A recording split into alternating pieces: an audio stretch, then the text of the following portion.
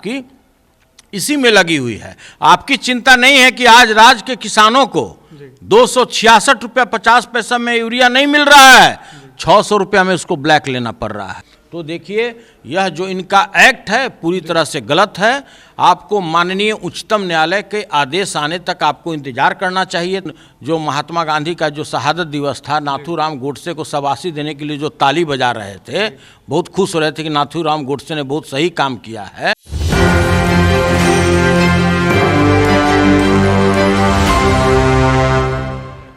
देखिए, बहुत ही दुर्भाग्यपूर्ण स्थिति है। मैं तो बहुत महीनों पहले से बोल रहा हूं कि इस राज्य में दो तरह का कानून चलता है। एक कानून चलता है विपक्ष के लिए और दूसरा चलता है सत्तारूढ़ पार्टी के लिए। 8 तारीख तक माननीय उच्च न्यायालय ने मुझको इस आवास में रहने का अनुमति दिया था और 8 तारीख को ही, 8 तारीख पूरा भी नहीं हुआ, जिला प्रशासन और वो आवास विभाग, भवन निर्माण विभाग, अगर आपके बाथरूम का अगर एक कल का टोटी टूट जाए तो समझिए कि उसको बदलने में वो 15 दिन का समय लेता था और कल उसकी सक्रियता देखते बन रहा था, रविवार के दिन भी। और ये लोग आनन फानन में 2 घंटे भी मोहलत नहीं देना चाहते थे और अपने आका के ईगो सेटिस्फैक्शन के लिए हमारे सारे फर्नीचर्स को मेरे अनुपस्थिति में, मैं यहाँ था भी नहीं, मुझको जब जानकारी मिला कि 100 से अधिक पुलिस बल और 5 मजिस्ट्रेट यहाँ आए हुए आवास खाली कराने के लिए, तो मैं भागा 4:30-5 बजे तक यहाँ पहुँचा और मैंने देखा कि मेरे लॉन में सारे मेरे बेशकीमती फर्नीचर और सारे सामान बिखरे पड़े हुए हैं। उसको हमने आ करके पूरा, देखिए आप वीडियो विजुअल लीजिएगा, सभी को हमने फिर पैक करवाया है। तो देखिए, इस पटना में 2500 ऐसे सरकारी बंगला हैं जिसको अनाधिकृत रूप से सत्तारूढ़ पार्टी के लोग ऑक्युपाई किए हुए हैं, जो किसी भी पद पर नहीं हैं। आप यहाँ चितकोहरा ब्रिज से नीचे उतरिए, कॉर्नर पे एक तिरहुत भवन मिलेगा।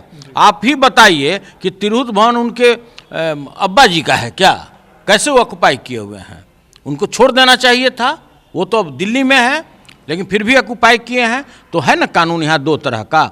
उतना ही नहीं, इसी कैंपस में 2 ऐसे बंगला हैं, मंत्री का बंगला, जिसको अनाधिकृत रूप से लोगों ने कब्जा कर रखा है, उसमें वो लोग निवास करते हैं। लेकिन चूंकि मेरे मित्र हैं, हम नाम नहीं लेना चाहते हैं।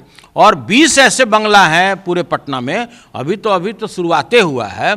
अभी तो माननीय न्यायालय में इस तरह का PIL फाइल होगा कि कितने ऐसे सरकारी बंगला हैं जहां सत्तारूढ़ पार्टी के लोग जो किसी पद पर नहीं है और उस बंगला में कई वर्षों से रह रहे हैं। तो देखिए, हम कादो साफ नहीं करना चाहते हैं। ऐसा नहीं कि अगर वो गलत कर रहा है तो हम अपने गलत को सही ठहरा दें।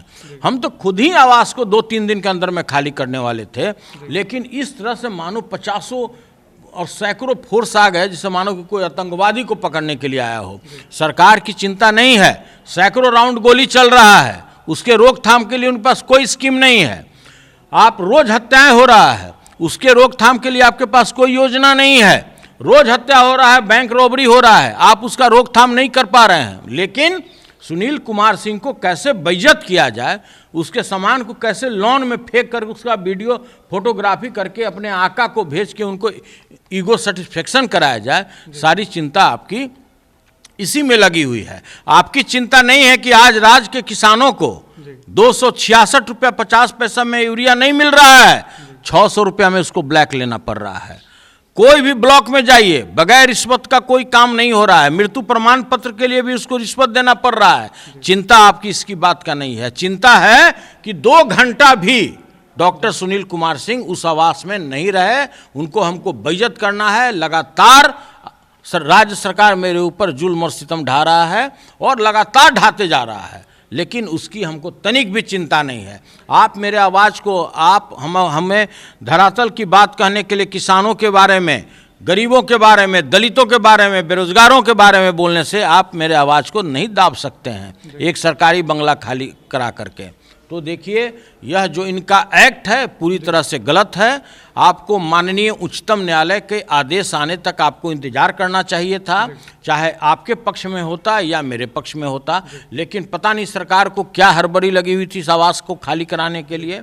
यह बहुत ही दुर्भाग्यपूर्ण है। सर, रांची में आप थे शादी समारोह में, तो क्या आपको सूचना दी गई कि आपकी आवास खाली कराई जा रही है उस दिन? हमारे स्टाफ जो यहाँ पर हैं उन्होंने मुझे सूचना दिया कि 100 से ऊपर फोर्स, 4-5 मजिस्ट्रेट आए हुए हैं और आपके सामान को वो लोग लॉन में बाहर फेंक रहे हैं। तो देखिए उसके बाद हम यहाँ पर चले आए और जो स्थिति है वो आपके सामने में है और हम लोग इस आवास को मोटा मोटी खाली भी कर दिए हैं। अब थोड़ा बहुत और सामान रह गया है, उसको भी हम लोग लॉन में रख दिए हैं और हम अपने सभी शुभचिंतकों को भी बोल रहे हैं, सत्तारूढ़ पार्टी के भी लोगों से हम आग्रह कर रहे हैं कि अगर इसमें से कोई फर्नीचर आपको उचित दाम पर लेना है तो आकर ले लीजिए, हम देने के लिए तैयार हैं। काहे कि हम इतना कहाँ माथा पर लोड करके कहाँ ले जाएंगे, यहाँ पर तो कोई मेरा आवास है नहीं और किराए पर अभी इतना जल्दी कोई हमको देगा भी नहीं, तो हमको तो खुद जाकर गांव में रहना पड़ेगा। यही स्थिति और परिस्थिति है। सर बार बार आप डीके का जिक्र करते हैं, बिस्कोमान में भी आपने डीके का जिक्र किया था, इस बार भी कर रहे हैं। कौन है ये डीके? तू न जाना तरह कहा कि के बाय डीके भी बतावे पड़ी कि के बाय डीके। अरे डीके ही ना है जो पूरे बिहार में भ्रष्टाचार मचवाए हुए है। कोई भी तबादला होता है इस राज्य में तो बगैर डीके बोस को चढ़ावा चढ़ाए हुए, बिना उनका रुद्राभिषेक किए हुए उसका तबादला नहीं हो सकता है। सबका रेट बना हुआ है, रेट चार्ट है, समझे ना, कि फलनवा इतना कितना जगह से उसको रेगुलर महीना आता है। अरे ये तो भाई जब पाप का घड़ा भरेगा तो ये खुद ही फूटेगा और लोग जानेगा। एक समय था ना लोग आरसीपी टैक्स के नाम से लोग जानते थे, तो वही ना है डीके बॉस भी, वही कमुआ डीके बॉस के जिम्मे में है। तो देखिए उसके बारे में क्यों हमसे बुलवाना चाहते हैं।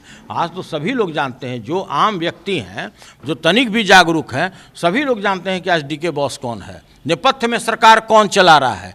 जब आज हमारे माननीय मुख्यमंत्री जी की मान लिया कि मानसिक स्थिति ठीक नहीं है, वो नाथूराम उस दिन जो महात्मा गांधी का जो शहादत दिवस था, नाथूराम गोडसे को शाबाशी देने के लिए जो ताली बजा रहे थे, बहुत खुश हो रहे थे कि नाथूराम गोडसे ने बहुत सही काम किया है, तो भाई उनके बारे में क्या हम कह सकते हैं। उस उम्र में कोई भी आदमी किसी बीमारी से ग्रसित हो सकता है, तो हम तो प्रभु से प्रार्थना न कर सकते हैं कि जल्दी वो स्वस्थ हो जाएं। वो हमारे अभिभावक हैं, उनके भले अपने दिल में मेरे लिए जितना मैला रखे हों, हम तो कभी रखते नहीं हैं, हम तो उनको अभिभावक ही मानते हैं, उनको तो हरदम हम नमस्कार और प्रणाम ही करते हैं। तो देखिए यही स्थिति है, नेपथ्य में सरकार कोई और चला रहा है, वो मात्र कठपुतली बने हुए हैं। और जिस तरह का पूरा बिहार में भ्रष्टाचार है और 4 पदाधिकारी कि अगर अवैध संपत्ति को जोड़ लिया जाए तो किसी छोटे राज्य के बजट के बराबर होगा। सर एक छोटा सा सवाल, तो क्या हम तलवा चाटने लगे हैं? हम बोल दें कि ना आप सभी काम अच्छा किए हैं, आप महिलाओं के बारे में जो बोले थे वो भी बहुत अच्छा काम किए थे, ब्रह्मर्षि जो वात्स्यायन थे उनसे बड़ा आप युग पुरुष हो गए, हम ये बात बोल दें क्या?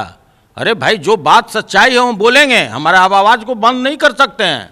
आप समझ लीजिए ध्यान से, आप कुछ भी कर लीजिए, मेरे ऊपर कितना भी जुल्म और सितम ढा दीजिए, हमारे आवाज़ को आप नहीं रोक सकते हैं। गरीबों की बात करने से आप नहीं रोक सकते हैं, दलितों की बात करने से नहीं रोक सकते हैं। जो बेरोजगार लोग हैं इस राज्य में, जिसको रोजगार नहीं मिल रहा है, दर दर भटक रहा है, उसकी बात करने से आप नहीं रोक सकते हैं। किसानों की बात करने से हमको नहीं रोक सकते हैं।